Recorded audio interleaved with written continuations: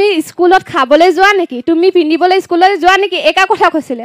হয়, মই খাবলৈ নাযাওঁ, কিন্তু দুখীয়া ঘৰৰ ছোৱালী যে ঘৰত ভাত নাপাওঁ যে তাৰ কাৰণে বিদ্যালয়তে খাই দিওঁ।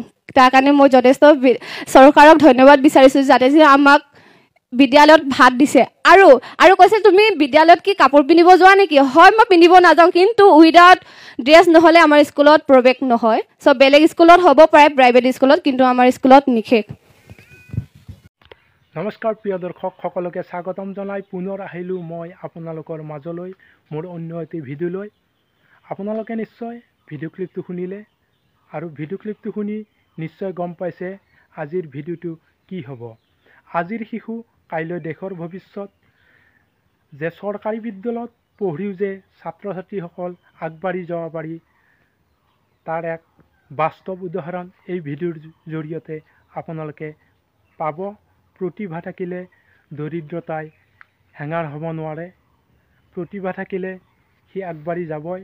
যে অকল যে প্ৰাইভেট স্কুলত পঢ়ি ছাত্ৰ ছাত্ৰী সুনাম অৰ্জন কৰিব পাৰে সেইটো নহয়, গভমেণ্ট স্কুলত পঢ়িও ছাত্ৰ ছাত্ৰীসকল আগবাঢ়ি যাব পাৰে। গতিকে পলম নকৰি আমি ভিডিঅ'টো আৰম্ভ কৰোঁ। আৰম্ভ কৰাৰ আগতে আপোনালোকলৈ অনুৰোধ, যদি আপোনালোকে মোৰ চেনেলটোত পোনপ্ৰথমবাৰৰ বাবে আহিছে তেতিয়াহ'লে চেনেলটো ছাবস্ক্ৰাইব কৰি ল'ব আৰু ভিডিঅ'টো স্কিপ নকৰাকৈ শেষলৈ চাই থাকিব। চোৱাৰ শেষত নিশ্চয় এই কণমানিজনীৰ স্বাৰ্থত ভিডিঅ'টো শ্বেয়াৰ কৰিব, কমেণ্ট কৰিবলৈ নাপাহৰিব।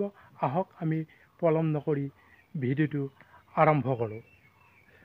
যিহেতু প্ৰাইভেট স্কুলত মই কোৱা নাছিলোঁ যে চৰকাৰী স্কুলত মোবাইল দিছে, লেপটপ দিছে, ঘড়ী দিছে, মই একা কথা কোৱা নাছিলোঁ। কিন্তু যিখিনি মোক ৰষ্ট কৰিছে এইখিনি কৈছে। আৰু তোৰ বাপেৰে পইচা দিব নেকি, তোৰ মাৰে পইচা দিব নেকি, একা কথা মই কোৱা নাই। মোৰ মা পাপা পইচা নিদি মই কৈছোঁ, মই বাৰে বাৰে কৈছোঁ মই দুখীয়া ঘৰৰ ছোৱালী হয়। হাতীয়ে খোজকাঢ়িলে কুকুৰে ভুকেই। হয়, মই একা কথা এতিয়াও কৈছোঁ যে কুকুৰে বকিবই। ক'বলৈতো মন নাই, কিন্তু মোক এনেকুৱা বেয়াকৈ কৈছে, তাৰ কাৰণে ইয়াত মই কৈছোঁগৈ। আৰু মই এইটো কাৰণে ৰিপ্লাই দিয়া নাছিলোঁ যে মই এনকে টিভিতে মই একাৰ কথা ক'মগৈ বুলি। মই একাৰ কথা মোক যেতিয়া ৰষ্ট কৰিছিলে তেতিয়া মই ৰিপ্লাইটো দিব পাৰিছিলোঁ, কিন্তু মই দিয়া নাছিলোঁ মই এনকে টিভিতে একাৰ কথা ক'মগৈ বুলি। আৰু কি চৰকাৰী স্কুলৰ পৰা ডক্টৰ, ইঞ্জিনিয়াৰ, IPS, APS ওলোৱা নাইনে, ইঞ্জিনিয়াৰ ওলোৱা নাইনে? আইমণি মনত ৰাখিবা, অসমৰ যিমান নাম থকা মানুহ আছে, বিশিষ্ট যিবিলাক লোক আছে, সকলোবোৰৰে প্ৰথম অধ্যয়নটো আছিল চৰকাৰী বিদ্যালয়। আৰু মোক কৈছে যে তুমি স্কুলত খাবলৈ যোৱা নেকি, তুমি পিন্ধিবলৈ স্কুললৈ যোৱা নেকি, একা কথা কৈছিলে। হয়, মই খাবলৈ নাযাওঁ, কিন্তু দুখীয়া ঘৰৰ ছোৱালী যে ঘৰত ভাত নাপাওঁ যে তাৰ কাৰণে বিদ্যালয়তে খাই দিওঁ। তাৰ কাৰণে মই যথেষ্ট চৰকাৰক ধন্যবাদ বিচাৰিছোঁ, যাতে যে আমাক বিদ্যালয়ত ভাত দিছে। আৰু কৈছে তুমি বিদ্যালয়ত কি কাপোৰ পিন্ধিব যোৱা নেকি। হয়, মই পিন্ধিব নাযাওঁ, কিন্তু উইদাউট ড্ৰেছ নহ'লে আমাৰ স্কুলত প্ৰৱেশ নহয়। চ' বেলেগ স্কুলত হ'ব পাৰে, প্ৰাইভেট স্কুলত, কিন্তু আমাৰ স্কুলত নিষেধ। এই ছোৱালীজনীয়ে কিবা ৰজৰ কথা কৈছে, বুজি পাইছে। আজিকালি একাংশ মানুহ সাংঘাতিকভাৱে নিঃসংগ আৰু নিঃসংগ হৈ তেওঁলোক আক্ৰমণাত্মক হয়। আমাৰ বয়সস্থসকলে বুজা নাই, এই গোটেই বস্তুটো ছ'চিয়েল মিডিয়াৰ বস্তু। এই যে তাই কথা ক'লে, তাই কথাখিনিক আপোনালোকৰ নিচিনা জ্যেষ্ঠসকলে আদৰি ল'লে, আন একাংশ মানুহ তেওঁলোক বিষাদগ্ৰস্ত, তেওঁলোক হতাশগ্ৰস্ত, তেওঁলোক নিঃসংগ, সেইসকলে আক্ৰমণ আৰম্ভ কৰে। কিন্তু এই আক্ৰমণ প্ৰতিহত কৰি হাতী খোজকাঢ়ি গৈ থাকিব লাগিব, হয়নে আইমণি? হয়নে? বিদায়ৰ সময়ত এটা এক্টিং কৰি দিব লাগে সকলোকে, কাৰণ এই অভিনেত্ৰী ভাল অভিনয় কৰে, আৰু অভিনয় কৰি আজি আইমণিয়ে অকণমান দেখাই দিব। হ'ব, মই ৰাখোঁ কৰোঁ। চ' ৰাসৰ পাত 2-3টামান কৈ দিম। কোৱা দাদা, সেইটো অনাৰটোক মই ল'ব লাগে মৃত্যুদণ্ড আজি।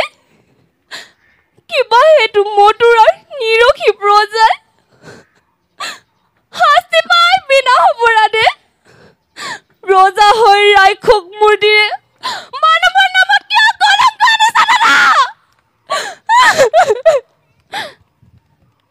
আৰু আৰু এটা লাইন ক'ম সাজু আছো প্ৰত্যেক মুহূৰ্ততে কিন্তু দাদা দূৰ জানিবা বিয়েৰ তুমি মহাশক্তিমান তথাপি আজি দেখা পাওঁ আগন্ত মৰণৰ স্বপ্নৰ পহেলিকা জীৱা ধৰি কঁপিছে দৈৱকীৰ মৃত্যুৰ নামত বিচলিত নহয় তেনেকুৱা হয় যদি মোৰ মৃত্যু মোৰ স্বামীৰ হাগত তুমি এন মহাবীৰ জ্যেষ্ঠৰ হাতত তাক দেৱতাৰ দান বুলি আহি মোকে কৰিম গ্ৰহণ ধন্যবাদ সুন্দৰ চৰকাৰী বিদ্যালয় হিত মৰ্যাদা আমি উদ্ধাৰৰ চেষ্টা চলাইছোঁ আৰু এই হিত মৰ্যাদা উদ্ধাৰৰ প্ৰচেষ্টাত আমাৰ সন্মুখত প্ৰতীকী ৰূপত থিয় দিছে আইমণি কামান মানুহে মানুহৰ বাবে হয়নে কোনোবা এগৰাকী কণ্ঠশিল্পীক মই মানুহে মানুহৰ বাবে গীতটি গাবলৈ অনুৰোধ জনাইছোঁ আমি সকলোৱে একেলগে গাম